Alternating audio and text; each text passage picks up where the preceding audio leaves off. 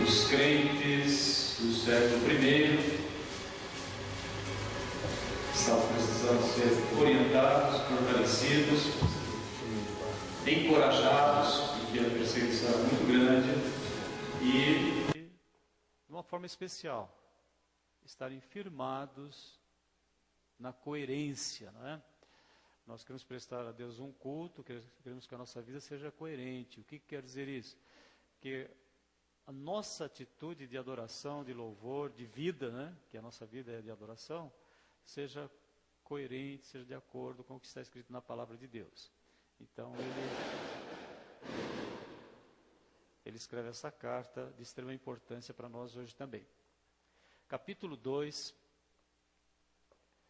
segunda carta de Pedro. Vocês acharam?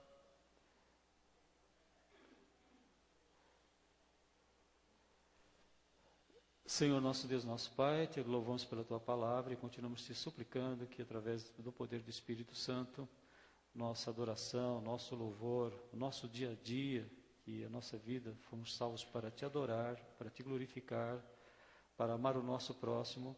Nós te suplicamos que isso seja totalmente dirigido, orientado, coerente com a tua palavra. Nós oramos, agradecemos, porque temos essa certeza que o Espírito Santo tem todo o poder de fazer isso com cada um de nós, fazer isso com a tua igreja, de fazer isso com o teu povo nesta cidade, com o teu povo que faz parte desta geração. É no nome de Jesus que nós oramos e agradecemos. Amém. No passado, surgiram falsos profetas no meio do povo, como também surgirão entre vocês falsos mestres. Estes introduzirão secretamente heresias destruidoras, chegando a negar o soberano que os resgatou, trazendo sobre si mesmo repentina destruição. Muitos seguirão os caminhos vergonhosos desses homens, e por causa deles será difamado o caminho da verdade. Em sua cobiça, tais mestres os explorarão com histórias que inventaram. Há muito tempo a sua condenação paira sobre eles e a sua destruição não tarda. Pois Deus não poupou os anjos que pecaram, mas os lançou no inferno, prendendo-os em abismos tenebrosos, a fim de serem reservados para o juízo. Ele não poupou o mundo antigo quando trouxe o dilúvio sobre aquele povo ímpio, mas preservou Noé, pregador da justiça, e mais 7 pessoas. Também condenou as cidades de Sodoma e de Gomorra, reduzindo-as a cinzas, tornando-as exemplo do que acontecerá aos ímpios. Mas livrou Ló, homem justo, que se afligia com o procedimento libertino dos que não tinham princípios morais. Pois vivendo entre eles todos os dias, aquele justo se atormentava em sua alma justa por causa das maldades que via e ouvia. Vemos, portanto, que o Senhor sabe livrar os piedosos da provação e manter em castigo os ímpios para o dia do juízo, especialmente os que seguem os desejos impuros da carne e desprezam a autoridade. Insolentes, arrogantes, tais homens não têm medo de difamar os seres celestiais. Contudo, nem os anjos, embora sendo maiores em força e poder, fazem acusação injuriosas contra aqueles seres na presença do Senhor. Mas eles difamam o que desconhecem e são como criaturas irracionais, guiadas pelo instinto, nascidas por serem capturadas e destruídas. Serão corrompidos pela sua própria corrupção. Eles receberão retribuição pela injustiça que causaram. Consideram prazer entregar-se à devassidão em plena luz do dia. São nódoas e manchas, regalando-se em seus prazeres quando participam das festas de vocês. Têm os olhos cheios de adultério, nunca param de pecar, iludem os instáveis e têm o coração exercitado na ganância. Malditos, eles abandonaram o caminho reto e se desviaram, seguindo o caminho de Balaão, filho de Beor, que amou o salário da injustiça. Mas em sua transgressão foi repreendido por uma jumenta, um animal mudo, que falou com voz humana e refreou a insensatez do profeta. Estes homens são fontes sem água, névoas impelidas pela tempestade, escuridão das trevas lhes está reservada, pois eles, com palavras de vaidosa arrogância e provocando os desejos libertinos da carne, seduzem os que estão quase conseguindo fugir daqueles que vivem no erro. Prometendo-lhes liberdade, eles mesmos são escravos da corrupção, pois o homem é escravo daquilo que domina. Se tendo escapado da contaminação do mundo por meio do conhecimento do nosso Senhor e Salvador Jesus Cristo, encontraram-se novamente nelas enredados e por elas dominados.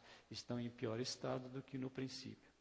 Teria sido melhor que não tivessem conhecido o caminho da justiça, do que depois de o terem conhecido, voltarem as costas para o santo mandamento que lhes foi transmitido.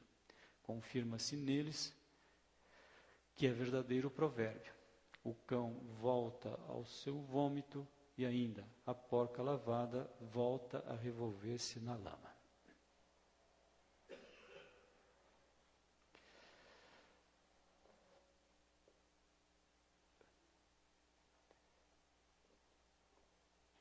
A palavra de Deus, ela diz que a nossa vida tem que ser igual a uma construção. A construção você tem nível e você tem prumo, né? E com muita frequência você vai encontrar essa expressão, prumo. E o nosso prumo, nós sabemos que é a palavra de Deus. Então, a palavra que nos fala o que é certo e o que é errado nas nossas vidas. E o que é uma vida coerente? É uma vida em que nós confrontamos os nossos pensamentos com os pensamentos de quem? De Deus.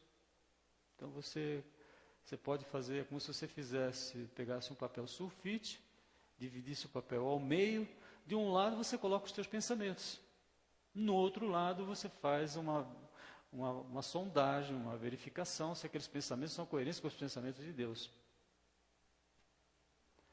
Não foi assim que nós vimos de manhã, domingo passado? Que a palavra de Deus, é divinamente inspirada, homens de Deus, orientados pelo Espírito Santo, nos deixaram a palavra. Então, nos deixaram o prumo da nossa construção, da nossa vida. Fomos salvos por Jesus Cristo, agora temos uma vida para viver enquanto Deus quiser que nós estejamos aqui na terra, e essa vida tem que ser aprumada todos os dias. Pois os meus pensamentos não são os pensamentos de vocês, nem os meus caminhos são, nem os seus caminhos são os meus caminhos, declara o Senhor. Assim como os céus são mais altos do que a terra, também os meus caminhos são mais altos do que os seus caminhos, e os meus pensamentos mais altos do que os seus pensamentos. Assim como a chuva e a neve descem do céu e não voltam para ele sem regarem a terra, fazendo-na brotar e florescer, para ela produzir semente para o semeador e pão para o que o come, assim também ocorre com a palavra que sai da minha boca. Ela não voltará para mim vazia, mas fará o que desejo e atingirá o propósito para o qual a enviei. Vocês sairão em júbilo e serão conduzidos em paz, os montes e as colinas irromperão em canto de alegria de vocês, e todas as árvores dos campos baterão palmas. Essa é a proposta de Deus. Ele quer que você viva melhor. Ele quer que eu seja mais feliz. Que essa alegria seja algo que vem da paz que Jesus tem me dado. Que as minhas orações sejam orações fundamentadas nas promessas de Deus. Que o meu culto, a minha adoração, ela seja da mesma forma como você vive o teu dia a dia na sua casa, no seu trabalho, nós vamos viver aqui dentro também. Então, nosso culto tem que ser um culto inteligente, um culto racional, que a Bíblia fala. Porque às vezes nós fazemos um culto aqui e na nossa casa a gente é diferente. Aqui queremos buscar muitas emoções e na nossa casa a gente é bem frio às vezes. Com teu esposo, com tua esposa, com teus filhos. E aqui a gente quer se emocionar. Então, a palavra hoje está deixando bem claro que nos nossos dias existem alternativas de adorar a Deus e que é preciso tomar muito cuidado, porque falsos mestres estão fora do prumo. Estão ou não? E temos que tomar muito cuidado. Vocês viram que o primeiro capítulo da segunda carta de Pedro fala da influência que o mundo exerce na nossa vida. Agora está dizendo que isso acontece entre nós. De repente começa a haver um movimento dentro da igreja mudando, querendo mudar, que os pensamentos de Deus não prevaleçam. Prevaleçam os nossos pensamentos, nossos desejos, nossa vontade, né? E hoje você pode até, mas graças a Deus, a gente tem, o Espírito Santo tem nos preservado de muita coisa que anda por aí. Mas é bom a gente tomar muito cuidado, porque com a situação de informação para tudo quanto é canto, internet principalmente, eu já vi irmãos se desviarem da igreja porque começaram a ver uma pregação, que acharam uma pregação impressionante lá, né? E se desviaram da palavra de Deus. E não é, com bastante frequência acontece isso. Até pessoas que a gente esperava que nunca aconteceria isso, mas aconteceu. Então, o que a gente tem que tomar cuidado para a gente beber da fonte. A fonte é a palavra de Deus. A fonte está na sua igreja. É na sua igreja. Não vai buscar em outro lugar porque você vai se arrepender mais cedo ou mais tarde, né? Então, no meio do povo de Deus, algumas conclusões importantes que Pedro chegou. E sabemos que não foi Pedro, foi quem? O Espírito Santo. Né? Já existiam pessoas na época, 50, 60, depois de Cristo, que se diziam crentes, mas estavam ali só para falar de dinheiro. Entendeu? O texto fala duas vezes de ganância. Né? Então, falam mais do que as pessoas vai acontecer na vida das pessoas do que de Deus. Falam mais de cura do que de Deus. O líder é líder, não é pastor. Né? Isaltino escreveu isso. A gente leu esses dias, né, e você trouxe depois. É interessante, pastor Isaltino, entre os pastores que a gente pode ter assim, uma referência boa, nós que somos pastores, né? Porque são pessoas que trabalham no ensino teológico, pesquisam, escrevem muito, muito mesmo, e o pastor Isaltino já está com o Senhor. Mas é um deles que faz que, se você encontrar, você lê alguma coisa importante. Mas tome cuidado, porque a Bíblia está acima do pastor Isaltino. não é? Porque nada se compara com a palavra de Deus. Então, o que acontece? Nós vivemos hoje dias em que uma sede muito grande, um acesso muito fácil a muitas informações, a muitas pregações. Você põe na internet, lá tem pregação para tudo quanto é lado. E a gente às vezes está sem fazer nada, e em vez de ler a Bíblia, vai escutar uma pregação. De repente, você se empolga ali. Né? Então, no meio do povo de Deus, ensinam doutrinas destruidoras, falsas, rejeitam a autoridade de Cristo. Não é Cristo que é a autoridade, é o líder, o pastor, ele que é a autoridade, né? E então hoje eu e você estamos aqui para falar: Senhor, eu quero viver desse jeito, quero viver de acordo com a palavra de Deus. É uma teologia muito fundamentada no Antigo Testamento. Ah, mas o Antigo Testamento é a palavra de Deus? É a palavra de Deus. Mas jamais eu posso me esquecer que a palavra de Deus, ela é uma revelação o quê? Progressiva. E aos poucos Deus foi revelando. Então, por isso, quando você chega quase no final da revelação de Deus, que é a carta aos Hebreus, havendo Deus falado muitas vezes, de muitas maneiras aos pais, pelos profetas. Nesses últimos dias, a nós nos falou pelo Filho. É só Jesus. Ah, mas Moisés não falou que tinha que oferecer sacrifícios, tinha que guardar o sábado, tinha que fazer isso, fazer aquilo. Sim, ele falou. Naquela época foi importante. Hoje nós sabemos que o nosso sábado é Jesus. É Jesus. Então nós não... E como a ressurreição e as primeiras reuniões da igreja acabaram acontecendo no domingo, isso acabou por tradição sendo domingo. Né? E o domingo é universalmente, no mundo todo, é considerado um dia de descanso. Mas para nós, se fosse na segunda-feira, também dava na mesma. Concorda ou não? Concorda? Então, é preciso tomar muito cuidado com essas coisas, né? Herdeiro de todas as coisas, e por ele fez o mundo, sendo ele o resplendor da sua glória, expressa a imagem do seu ser. E é interessante que muitos seguem esses líderes. É multidão, irmãos. E Pedro já falava isso. O ser humano gosta de sofrer. Ele gosta de ser escravo. Ele gosta de emoções. Ele gosta de rituais, cerimônias que não tem nada mais a ver. Então, porque virá tempo que não suportarão a sã doutrina, mas tendo comichão nos ouvidos, amontoarão para si doutores segundo os seus próprios desejos. Haverá tempo que as pessoas não querem a palavra de Deus. Vocês podem perceber que hoje nós temos poucas pessoas que realmente querem a palavra de Deus. Elas querem ser curadas, elas querem sair de um culto pulando de alegria. E depois em casa. Aí briga com a esposa, não trata bem os filhos, no trabalho não tem paciência com ninguém. O que é isso, irmãos? Se não for o poder do Espírito Santo, né? E ele faz um alerta, isso compromete a imagem do Evangelho. Quantas pessoas não chegam para você e falam: mas por que se pede tanto dinheiro ali naqueles cultos? Quantas vezes já me perguntaram? Eu falo: deixa, está nas mãos de Deus, Deus que julga, né? Agora, o que tem acontecido é que nós temos lavado as mãos também, sabia? Nós temos tido uma posição contemplativa. O que é contemplativa? Na nossa igreja não tem essas coisas, então tudo bem. Irmãos, o Evangelho não é para a Dracena. O Evangelho não é só para mim, para minha família, para meus vizinhos. O Evangelho é para o mundo inteiro. E o mundo inteiro está olhando para as pessoas e vendo o que está acontecendo. Então, compromete a imagem de Cristo. Se, pois, toda a igreja se reunir no mesmo lugar e entrarem pessoas ali que não entenderam o que está acontecendo, não vão dizer que vocês estão loucos?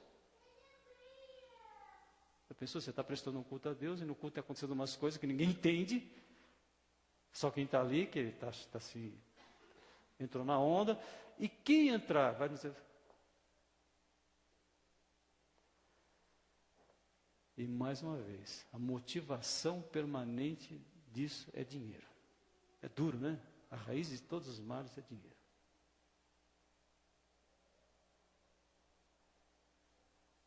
Já ouvi líderes dizerem que eles só vão ficar satisfeitos quando eles conseguirem fazer mais do que a Globo faz. Pensou? Não podemos mais ficar indiferentes, nós temos que suplicar muito a Deus para que o nosso culto seja realmente um culto de vida. Você vai sair daqui uma hora, 2 horas, né?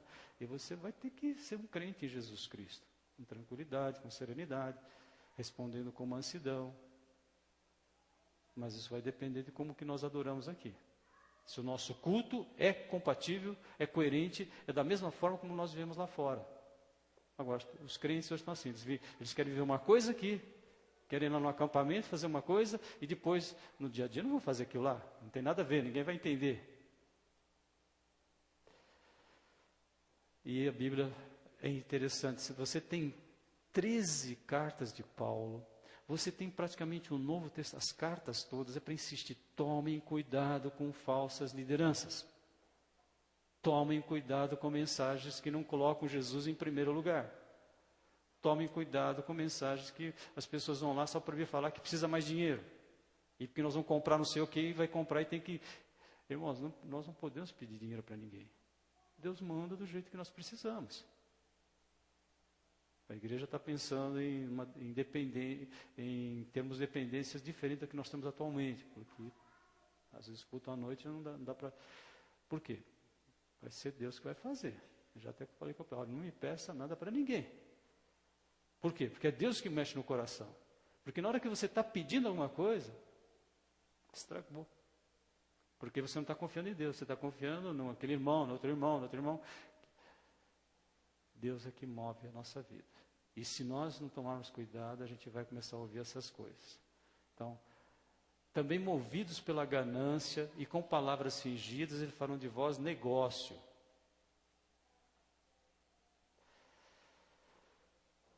Mas, no meio de tudo isso, né? A Bíblia é tão enfática nisso, o Novo Testamento, diz assim que eles se disfarçam em anjo de luz.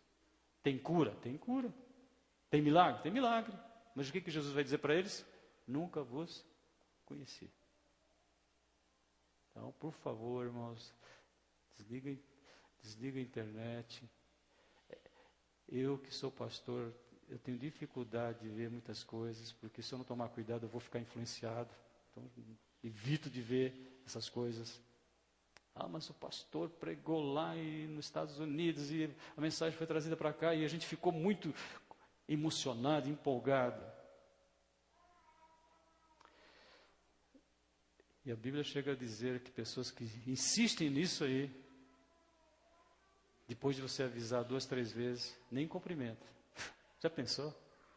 Pessoa que insiste em fazer as coisas erradas, não é nem para a gente cumprimentar. Mas a gente é humano, né? A gente vive, você continua cumprimentando, né? Está escrito na Bíblia isso ou não? Está ou não está? E vocês acreditam na Bíblia? Então, depois da primeira e segunda amonestação, evita-o, sabendo que esse tal está pervertido e vive pecando e já por si mesmo está condenado. Então, mas louvado seja Deus, porque nesse mesmo texto ele fala que 8 pessoas foram salvas de toda essa corrupção humana. Ganância, adultério, doutrinas fundamentadas no esforço humano. Você vai conseguir porque você é forte, porque você tem coragem. Também o Senhor sabe livrar da tentação aqueles que querem fazer a vontade de Deus. Nós somos guardados de tudo isso. Glória a Deus por isso, né? É o cuidado divino.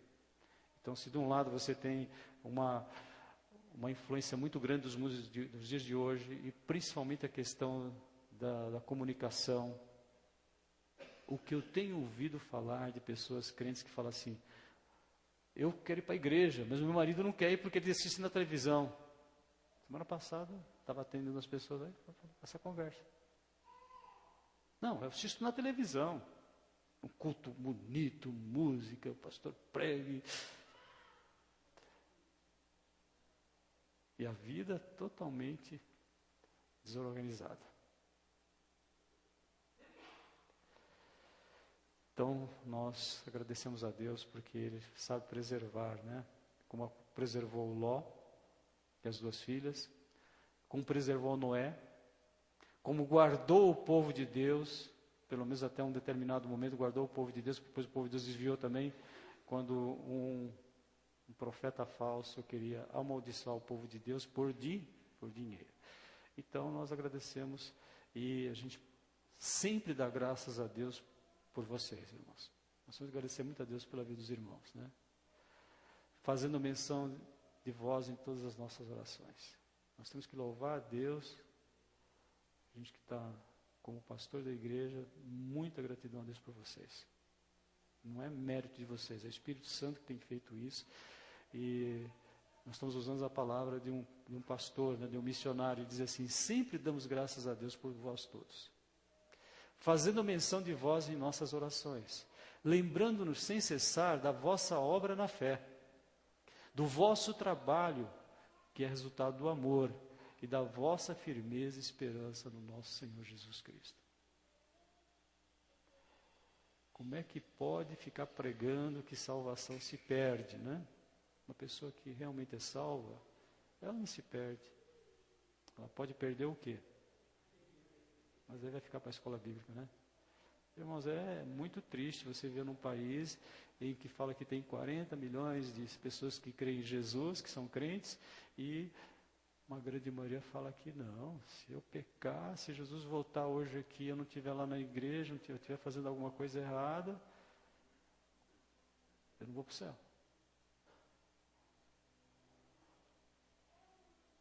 Então o que você perde quando você não está em sintonia com a igreja, não está em sintonia com a palavra, com a oração? Se você é crente de verdade, você perde a alegria, vai perder a salvação. Por quê? Porque Deus nos fez filhos dele. E vocês que são mães, eu tenho certeza que nenhuma mãe normal nega o seu filho. Uma mãe essa semana me falou assim: doutor, olha, se o meu marido souber que meu filho está usando droga, ele vai pôr o menino fora de casa. Eu falei: e você? Eu jamais. Mãe não faz isso. E Deus nos ama como mãe. Se Ele nos ama como mãe, jamais Ele vai nos rejeitar. Agora, isso não é um convite para viver uma vida distante da vontade de Deus. Já que Deus não vai continuar sendo meu pai, vou fazer o que eu quero. Por quê? Porque o crente não tem prazer em fazer o que ele quer. Todos nós já sabemos, de vez em quando a gente quer fazer alguma coisa que não é da vontade de Deus, você acaba ficando triste, o Espírito Santo trabalha no seu coração. Você que é crente de Jesus, já batizou, a gente sabe que não adianta a gente querer fazer uma coisa diferente do que Deus quer. É sofrimento. Você não tem sentido a correção de Deus? Eu tenho visto Deus me corrigir muitas vezes. Por quê? Porque eu estou querendo fazer uma coisa que não é da vontade de Deus. E não é porque não é uma coisa desonesta às vezes, não é uma coisa imoral. Você, o pastor está fazendo alguma coisa imoral. Não, é coisas até do dia a dia da gente, que a gente às vezes quer prevalecer a nossa vontade e não a vontade de Deus. E tem todos os tipos de pecado, tentação que pode existir na vida do crente. Então, sempre damos graças a Deus por todos vós, fazendo menção de vós nas nossas orações, lembrando-nos sem cessar da vossa produtividade, né? Você produz, você tem uma vida, você socorre as pessoas, você é um crente que é um bom esposo, uma boa esposa, um bom pai, um bom filho, porque você sabe que isso é resultado da fé. Diz aqui, é a fé, não é humano. O vosso trabalho é resultado do amor. Deus nos ama e nós amamos a Jesus. Vossa firmeza é porque nossa casa está formada, está sendo construída na rocha que é Jesus, na sua palavra. Os meus pensamentos, pega um papel, corta no meio um papel sulfite de um lado, você põe o que você pensa, do lado você pensa o que coloca o que Deus quer. Você vai ver que bênção. Conhecendo, irmãos amados de Deus, a vossa eleição, porque o nosso evangelho não foi a voz somente em palavras, mas também em poder e no Espírito Santo, em plena convicção, como bem sabeis, quais fomos entre vós por amor de vós, e vos tornastes imitadores, olha, imitadores nossos e do Senhor. A gente tem a palavra imitação com um sentido negativo, pejorativo, não é? Mas imitar a Deus é a coisa mais sublime que você pode esperar, que você pode desejar. Irmãos, nós somos chamados para sermos imitadores de Deus. Primeira carta, Tessalonicenses capítulo 1, depois vocês leem em casa. E aquela igreja foi aprovada pelo Espírito Santo, embora não fosse uma igreja perfeita, né? Mas a igreja de Tessalônica. Então, se a gente pensava, qual é uma igreja para a gente pensar em parecer com ela? Seria Tessalônica, né? Não vai querer parecer com Corinto, não. Né? Você vai querer parecer. E você sabe que o que está acontecendo? A carta aos Coríntios é uma carta para os crentes do século XXI. Muita emoção, né? Muita agitação, muito poder do ser humano, né? Nós agradecemos a Deus que nós estamos aqui, né? E que nada seja mais importante para nós do que nós assumirmos essa responsabilidade de sermos testemunhas. Isaías capítulo 55, é aquilo que eu expliquei para vocês, né? Pega o papel sulfite, corta no meio. Não foi o pastor que inventou isso. Está lá em Isaías 55. E você vai ver como que a gente vai ter uma vida mais coerente. E o texto de hoje, para quem quiser ler depois em casa, segunda carta de Pedro, capítulo 2. Graças a Deus, que Deus nos livrou, como livrou Ló, como livrou Noé.